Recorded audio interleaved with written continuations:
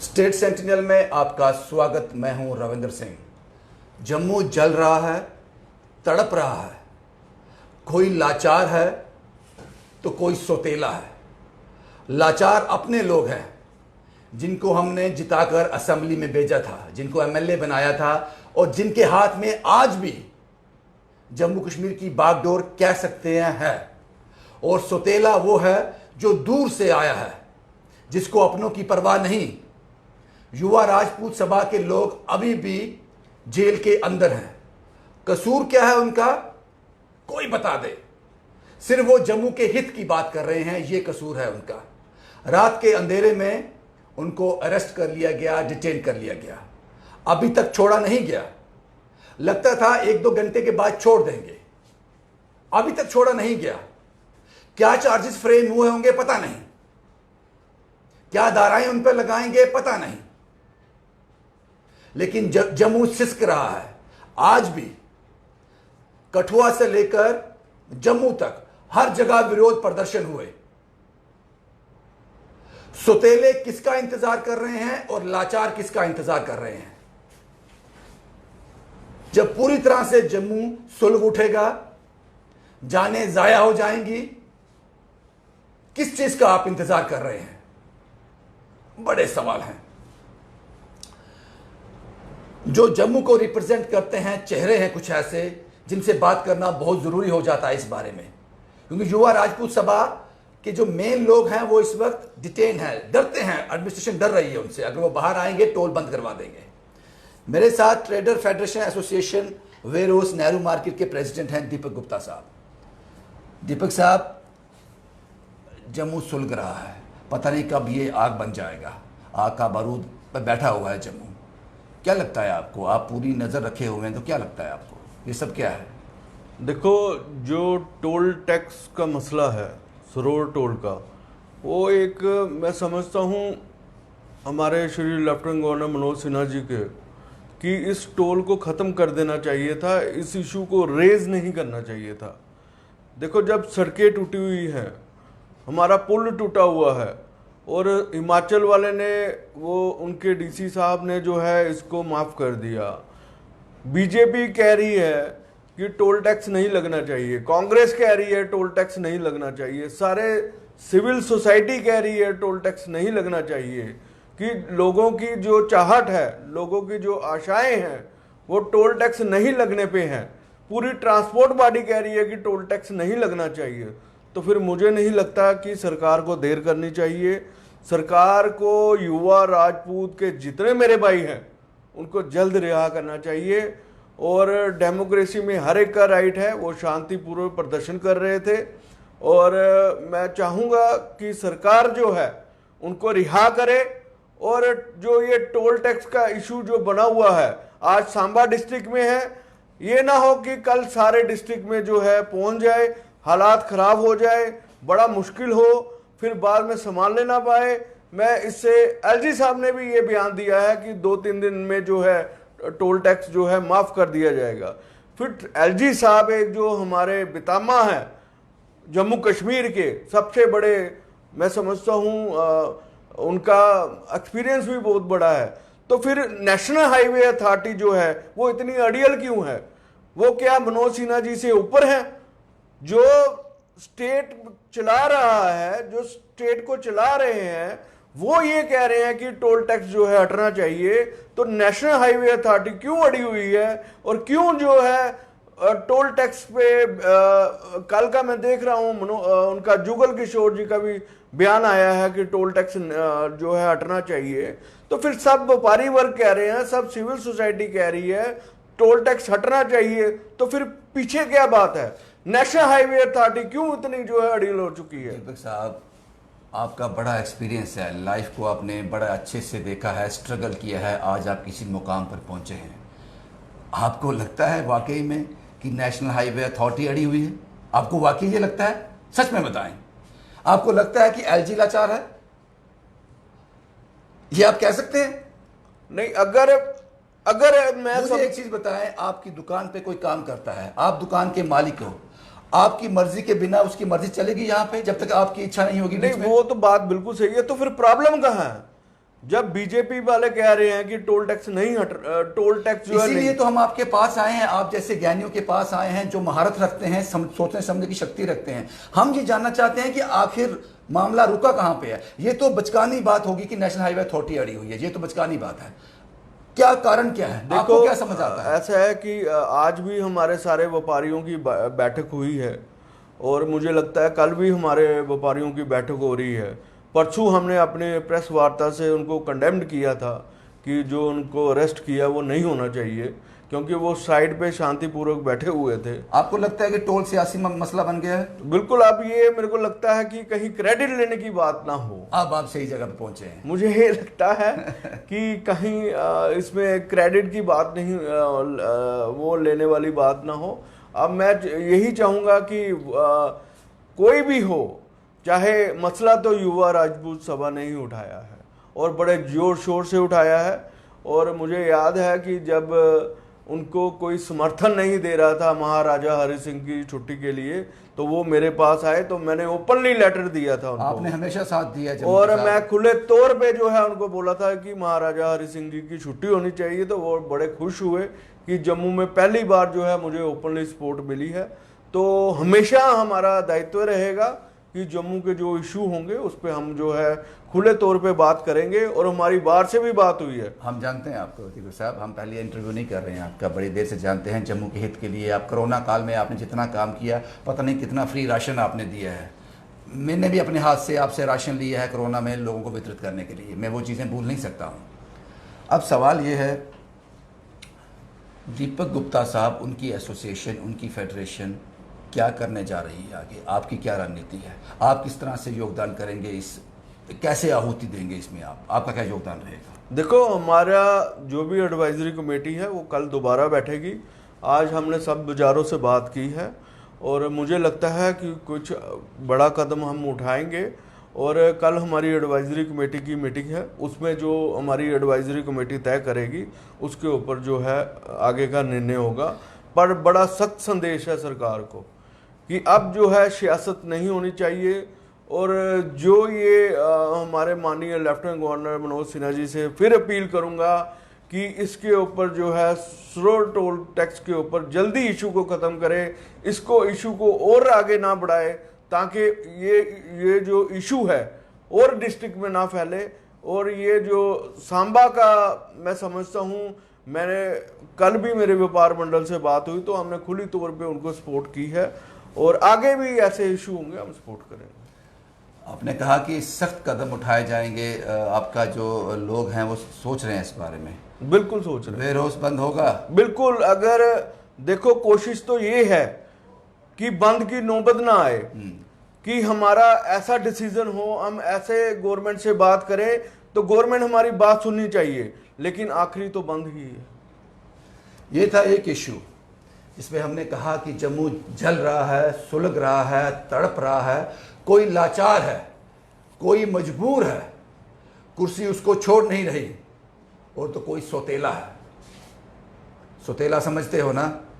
कोई सौतेला है। दूसरा इशू साहब, दीपक साहब, दूसरा इशू ये है कि जो बर्निंग इशू है जम्मू का स्मार्ट मीटर को लेकर, उसमें आप लोग सामने आए, आपके साथ कुछ लोग थे, पीडब्ल्यूडी डिपार्टमेंट के लोग थे, आपने एक एक्सपेरिमेंट किया उसको लेकर। उस एक्सपेरिमेंट का नतीजा क्या निकला? शायद 5 दिन का वक्त मांगा गया था, उसका क्या नतीजा निकला? पहले मैं इससे थोड़ा पीछे जाऊंगा। थर्सडे को हमारी जो डिविजनल कमीशन महोदय के अंदर मीटिंग हुई, उसमें सब सिविल सोसाइटी के लोग थे और सब ट्रेड ऑर्गेनाइजेशन थी, चैम्बर ऑफ कॉमर्स इंडस्ट्री थी। और उसमें हमने, आप यकीन नहीं मानोगे, हमने फोर्सफुली एक बड़े दृढ़ रूप से जो है डिविजनल कमीशन महोदय के आगे बात रखी। हमने 3 इशू जो है वो रखे स्मार्ट मीटर के ऊपर। पहली बात हमने कही, जो प्रीपेड बिल है वो जम्मू की जनता बिल्कुल एक्सेप्ट नहीं करेगी। दूसरा ये कि आप खंभों में देखो कि 16-16 मीटर एक ही खंभों में लगे हैं, वो हमें नहीं चाहिए। तीसरा ये कि हमें जो है डिजिटल मीटर जो हैं, अगर हमारी रीडिंग कम बता रहे हैं तो हम स्मार्ट मीटर नहीं लगाएंगे। बात को समझना होगा। और कई लोग तो मैंने देखा अपने घरों की बातें कर रहे थे, लेकिन हमने जो है जम्मू की जनता की आवाज उठाई। उसके बाद जो है हमारे इधर वेयर हाउस फेडरेशन में ये मीटर रीडिंग आए तो 4 मीटर हमने अपने जेब से खरीदे। ये बात हो रही है पुराने डिजिटल मीटर की। 4 डिजिटल उनके आए पुराने और 4 हमने खरीदे। वो कह रहे लगे कि ये लेबोरेटरी में टेस्ट होंगे। सारा मीडिया हाउस बैठा था, हमने बोला लेबोरेटरी में नहीं जाएंगे, आप पता नहीं क्या करेंगे। ये टेस्टिंग हमने वेयर हाउस के अंदर कराई और अब वेयर हाउस के अंदर हमने लगवाए डिजिटल मीटर और स्मार्ट मीटर। 2 डिजिटल मीटर लगे हैं। एक डिजिटल जो मीटर हमने अपने पैसे का खरीदा और एक डिजिटल मीटर लगा हुआ है सरकार का और एक स्मार्ट मीटर। देखो बात यह है कि 4 मीटर जो है वो पूरे जम्मू को तय नहीं करेगा। हमने ये बात कही है कि जहां भी ग्रीवेंस है, अगर आप जानीपुर के अंदर उनको बिल ज्यादा आ रहे हैं, आप वहां ग्रीवेंस सेल खोलो, जेई एई और एक्शियन साहब को वहां बिठाओ और लोग जो हैं आए और पता करें कि पहले अगर 2000 का बिल आ रहा था तो कल जो स्मार्ट मीटर लगाने के बाद 4000 क्यों आया। दीपक साहब मेरे पास इस वक्त 100 से ज़्यादा कंप्लेनें होंगी जो रोज़ कॉल आते हैं। कुछ ये लोग जाते हैं पीडी डिपार्टमेंट, कोई सुनने वाला नहीं है। ये सच है, ग्राउंड का सच ये है, कोई सुनने वाला नहीं है। दूसरी बात आपने कही कि ये हम लोग डिसाइड नहीं करेंगे पूरे जम्मू का कि क्या ये स्मार्ट मीटर सही है या गलत है। तो फिर इस एक्सपेरिमेंट का क्या मतलब था? एक्सपेरिमेंट का ये मतलब था कि लोगों की जो हमारे मेंबरों की जो शिकायतें थी कि स्मार्ट मीटर जो है ज्यादा रीडिंग बता रहा है। आप बात कर रहे हैं सिर्फ वेयर हाउस की? वेयर हाउस के हमारे मेंबरों की शिकायत थी कि स्मार्ट मीटर जो है ज्यादा रीडिंग बता रहा था। पहले हमारा 2000 बिल आ रहा था, अब 3000 आ रहा है। तो हमने जब चीफ इंजीनियर से बात की तो उन्होंने कहा ठीक है, आप जो है अपने पुराने मीटर लगाइए। रिजल्ट क्या निकला उसका? अभी कोई रिजल्ट नहीं निकला है। 2 दिन जो है हमारी सैटरडे को जो है 8 घंटे का कट रहा और क्या कहते हैं संडे को हमारी मार्केट बंद रही। अभी फिर भी हमें 4-5 दिन चाहिए। और जो ये स्मार्ट मीटर है ये खुद हम देख ही नहीं सकते हैं। इसकी रीडिंग जब तक वो जेई या कोई बिजली डिपार्टमेंट वाला जो कोई ऐप आपके फोन में पड़ी ना हो तब तक हम स्मार्ट मीटर देख ही नहीं सकते हैं। और बाकी मैं एक आपके माध्यम से बताना चाहता हूं जम्मू की जनता को, और जो भी जम्मू की जनता का फैसला होगा वो हमारा फैसला होगा। चाहे सवाल है, आपने अभी कहा कि वो मीटर की रीडिंग हम नहीं पढ़ सकते। तो आपको लगता नहीं ये वही जमाना आ गया जब गांव में चिट्ठी आती थी, एक पढ़ा लिखा होता था, उसके पास जाओ ये चिट्ठी पढ़ के बताओ मेरे बेटे की चिट्ठी आई है, क्या लिखा है इस पे। तो ये वही हिसाब हो गया, हमें किसी को बुलाना है, हम पढ़े लिखे होकर भी अनपढ़ हो गए। देखो जब आप एक चीज बताओ, वहां एमडी जो जेपीडीसीएल के थे उन्होंने ये एक बयान दिया कि हमने 2.5 लाख मीटर लगाने हैं डिविजनल कोएफिशिएंट के आने, और 2 लाख मीटर जो है लग चुके हैं। तो अब 2 लाख मीटर जब लग चुके हैं तो ये जम्मू के ठेकेदार उस समय कहां थे? हमारे वेयर हाउस में भी लग चुके हैं। अब उसमें जो है हमने रास्ता निकालना था कि हमने अगर किसी को गलत बोलना है तो कैसे बोलना है। जब तक हम पुराने मीटर नहीं लगाएंगे, जब तक अगर 2.5 लाख मीटर है, 2.5 लाख अगर मीटर उन्होंने लगाने हैं, कम से कम 1 लाख मीटर जो है वो पूरे जम्मू कश्मीर में लगने चाहिए। तलाब तिलों वाले लोग सर्टिफाइड होने चाहिए, जानीपुर वाले लोग सर्टिफाइड होने चाहिए, छन्नी वाले लोग सर्टिफाइड नहीं होंगे, तब तक वेयर हाउस क्या करेगा। मैंने तो खाली अपने मेंबरों की जो शिकायत थी कि हमारे बिल जो है ज्यादा आ रहे हैं, उसके लिए हमने जो है वेयर हाउस के लिए टैक्टिक्स की है। तो उसमें यह तय हुआ था मीटिंग के अंदर, हर एक मोहल्ले में जो है हम मीटरिंग करेंगे, पैरेलल मीटर लगाएंगे, जो भी शिकायत आएगी। आपकी बात समझ और हमने प्रीपेड के ऊपर पूरा जोर लगाया था। हमने बोला सर, मैंने चीफ इंजीनियर और एमडी साहब के सामने बोला इधर वेयर हाउस में, हमें प्रीपेड मीटर नहीं, प्रीपेड बिल जो है नहीं चाहिए। देवा साहब आपकी बात समझ आती है मुझे। अब सवाल ये है कि आपने अभी कहा कि अगर ये आप इसमें वेयर हाउस की जो टेस्टिंग की है पास भी हो जाता है, डिजिटल मीटर और स्मार्ट मीटर की रीडिंग सेम रहती है। अब सवाल ये है, अगर डिजिटल मीटर बिल्कुल सही काम कर रहे हैं तो स्मार्ट मीटर लगाने की जरूरत क्या थी? वही ठेका किसके पास गया है? बिल्कुल किसको फायदा पहुंचाने की बिल्कुल यही बात है। यही हमने बात कही कि भाई अगर जब डिजिटल मीटर आप कह रहे हो सेम है तो स्मार्ट मीटर सेम है, तो फिर डिजिटल मीटर को जो 1700 करोड़ है उसका जम्मू की जनता का पैसा क्यों आपने खराब किया, क्यों खराब किया, ये बात भी हमने रखी। तो आपने क्या नतीजा निकाला? देखो हमने ये भी बात एक बात और हमने ये भी बात रखी कि वहां हेल्पलाइन नंबर आपका 1912 वो नहीं चलता है। और फिर उन्होंने बोला कि इमरजेंसी नंबर लगाओ, जो 7-8 सबके नंबर लगाए। देखो, मैं फिर आपसे कहूंगा कि जब तक जम्मू की जनता सेटिस्फाइड नहीं होगी तो हमारा वेयर हाउस फेडरेशन का कोई भी फैसला जो है वो लागू नहीं होगा। जम्मू की जनता सेटिस्फाइड होनी चाहिए, तभी हम जो है स्मार्ट मीटर जो है अप्लाई करेंगे। अगर स्मार्ट मीटर जो जम्मू की जनता निकालती है तो वेयर हाउस वाले भी जो है स्मार्ट मीटर को नकारेंगे। एक आखिरी सवाल आपसे दीपक साहब। अब सवाल ये है, आपने कहा कि डिजिटल मीटर और स्मार्ट मीटर में कोई फर्क है नहीं। नहीं, हमने नहीं कहा, हमने अभी तक नहीं कहा कि डिजिटल मीटर और स्मार्ट मीटर फर्क है। टेस्टिंग में ये पास हो जाते हैं तो कारण क्या था, रीजन क्या था? आप लोग व्यापारी लोग हो, आप लोग भली भांति इसको समझते हो, तो क्या लगता है कि किसी को फायदा पहुंचाने के लिए किया जा रहा है ये? देखो, ये एडमिनिस्ट्रेशन लेवल की बातें हैं और ये बंद कमरे में बैठ के फैसले करते हैं। और कोशिश से ये होनी चाहिए थी कि ये हमें पता चले कि जम्मू जेपीडीसीएल जो है कितना पैसा रेवेन्यू आ रहा है, श्रीनगर के अंदर जेपीडीसीएल का कितना पैसा आ रहा है, ये पता लगना चाहिए था। आप कह रहे हो ये हॉनेस्ट टैक्स पेयर है, यही पैसा देते रहे, यही पैसा देते रहे। टैक्स की मैं समझता हूं बिजली की चोरी भी करना गलत है, लेकिन उन गरीब लोगों का भी ध्यान रखना चाहिए जिनके पास जो है 2 वक्त की रोटी नहीं है। क्या एलजी साहब जो है 200 यूनिट बिजली उनको फ्री नहीं कर सकते? क्या होता है जब आप कह रहे हो कि हमारा रेवेन्यू इससे बढ़ रहा है तो आप 300 यूनिट बिजली उनको फ्री करो? क्या हो रहा है? गरीब लोगों को दो ना, आप राहत दो ना उनको, हम उनके साथ हैं। एक आखिरी सवाल, ये वीडियो बहुत लंबा हो जाएगा। आपने अपनी बात को पूरी तरह ये एक मैसेज गया था जो समझ नहीं आ रहा था, लेकिन अब उसमें क्लैरिटी आ गई है आपकी इस इंटरव्यू के बाद। अब ये आखिरी सवाल आपसे ये है गुप्ता साहब, क्या लगता है आपको, अगर बिल्कुल आसान भाषा में समझा जाए तो जो जम्मू में जो चल रहा है आजकल टोल प्लाजा को लेकर, स्मार्ट मीटर को लेकर, 2 बर्निंग इशू हैं, आपके लास्ट कमेंट क्या है इसमें? नहीं, मैं तो ये चाहूँगा, फिर माननीय लेफ्टिनेंट गवर्नर एलजी साहब से अपील करूँगा कि जो सरोवर टोल प्लाजा जो है जल्द से जल्द उसको ख़त्म करना चाहिए। गलत है ये? बिल्कुल गलत है, इसको ख़त्म करना चाहिए, और ताकि लोगों को सुविधा हम दे सके।